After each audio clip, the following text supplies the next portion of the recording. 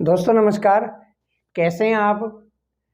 दोस्तों मैं आज एक बहुत ही इम्पोर्टेंट जानकारी आपको देने जा रहा हूं और उन लोगों के लिए विशेषकर जो अपने आप को शुगर का पेशेंट मानते हैं, वो बहुत दिक्कतों का सामना कर रहे हैं। लेकिन अभी तक भी उनको मैं दो बातें पूछना चाहता हूं। पहली बात, क्या आप वाकई आप शुगर के पेशेंट हैं या यूं ही दवाइयां खा रहे हैं? सबसे पहले हमें यह निर्धारित करना है कि हम शुगर पेशेंट हैं या नहीं हैं। और आज यही मैं एक इम्पोर्टेंट जानकारी आपको देने जा रहा हूं जो आपको इस शुगर के डर से बाहर निकाल देगी।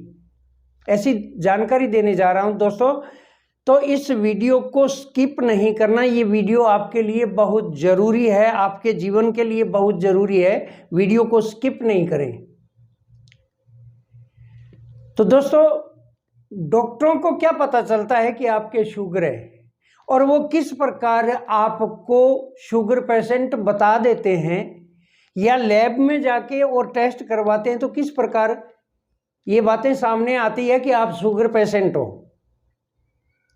सबसे इंपॉर्टेंट बात आपको बताने चाहता हूं कि एक विश्व की सबसे बड़ी अमेरिका की ऑर्गेनाइजेशन है, एसोसिएशन है, जिसका नाम है ADA, अमेरिकन डायबिटिक एसोसिएशन। इसमें कई सालों बाद में एक मीटिंग हुआ करती है, अलग अलग बीमारियों पे अलग अलग मीटिंगें चलती है और आपस में विचार विमर्श करके उस बीमारी के बारे में कुछ बातें निर्धारित की जाती है। और वहाँ पे कोई चेकअप नहीं होता, वहाँ पे कोई मशीन नहीं होती, वहाँ पे 4, 6, 10, 20 लोग बैठते हैं और वो सब किसी एक पॉइंट पर आके सहमति दे देते हैं तो उस पॉइंट को विश्व में सब जगह लागू कर दिया जाता है। जैसे आपको बताऊं कि आज से ये मानिए कि 40-45 साल पहले यानी 1980 से पहले भारत में बहुत कम लोग जानते थे कि शुगर कोई बीमारी होती है, क्योंकि उस टाइम शुगर का जो रेशियो रखा हुआ था वो 200 mm का रखा हुआ था। उसके बाद में फिर सन 2000 में फिर मीटिंग हुई तो इसका रेशियो घटा के 150 कर दिया, फिर 140 कर दिया, फिर 120 कर दिया और आज 110 पे चल रहा है। लेकिन ये निर्धारित किया जाता है, अब आपको सोचना है कि आपको शुगर है या नहीं है, या कहने मात्र से आपने मान लिया और सब कुछ खाना पीना छोड़ दिया और दवाइयों पे डिपेंड हो गए। ऐसा कुछ नहीं है, आपको अपने आप को सोचना होगा। मैं आपको वो चीजें बता रहा हूं जिससे आप घर बैठे बिना लैब में जाए चेक कर सकते हैं कि आपके शुगर है या नहीं। सबसे पहला कि अगर आप पेशाब करने जाते हैं और थोड़ी देर बाद में वहां जाके देखते हैं अगर आपके पेशाब को चींटियां चाट रही है तो आप मान लो कि आपके शुगर है। अगर नहीं, वहां कोई चींटा कुछ भी नहीं है तो आप ये मानिए आपके शुगर लेवल अभी 200 से ऊपर नहीं निकला है और आप शुगर फ्री इंसान हैं।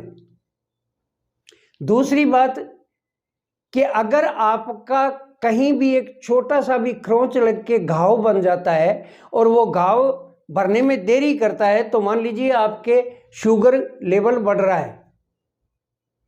और तीसरी बात, आपकी आंखों की रोशनी पे प्रभाव पड़ता है शुगर का। आंखों की रोशनी कम हो जाए तो ये थोड़ा समझ लेना चाहिए कि अचानक से मेरी आंखों की रोशनी क्यों गिरती जा रही है, इसका मतलब शुगर बढ़ रही है। तो सबसे पहला आपको ये ध्यान रखना है कि आप शुगर पेशेंट है या यूं ही दवाइयां खा रहे हैं।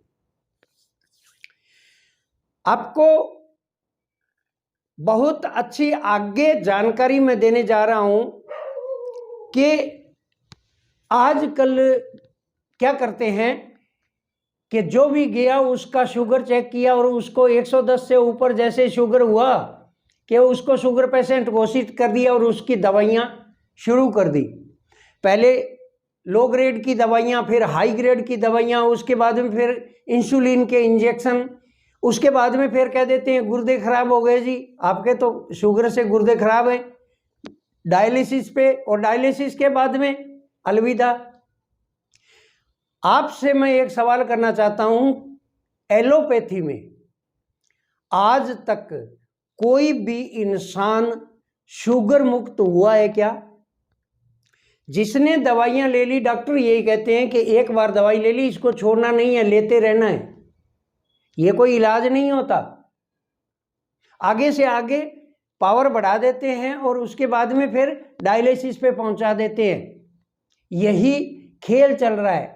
और सबसे बड़ा खेल है दवाइयों का। जो आप मेडिसिन खा रहे हैं, जो एक मेडिसिन एक टेबलेट 1 रुपए की आती है, वो 10 से लेके 30 रुपए तक की बिक रही है।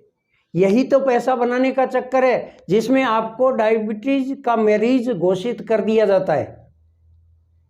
तो सबसे पहले आपको ये सोचना है कि आपको वास्तव में शुगर है या यूं ही आप दवाइयां खा खा के अपने शरीर को बर्बाद कर रहे हैं और आपके शरीर को इतना कमजोर बना रहे हैं कि आप अपने आप ही डायलिसिस तक पहुंचने जा रहे हैं। इसलिए ध्यान रखें, मैंने जो 3 बातें बताई है, इन 3 बातों पे गौर करना है आपको कि आपको शुगर है या नहीं। और ये आप लैब में जाए बगैर अपने घर पे बैठे बैठे शुगर के लिए कर सकते हैं। शुगर का मतलब चीनी नहीं होता।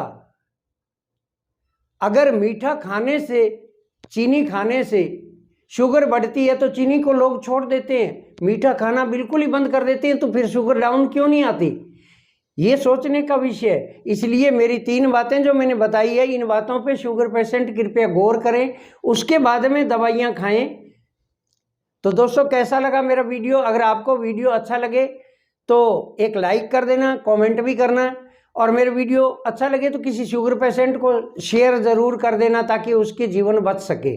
धन्यवाद दोस्तों, मिलेंगे अगले वीडियो में। तब तक के लिए नमस्कार। जय हिंद, जय भारत।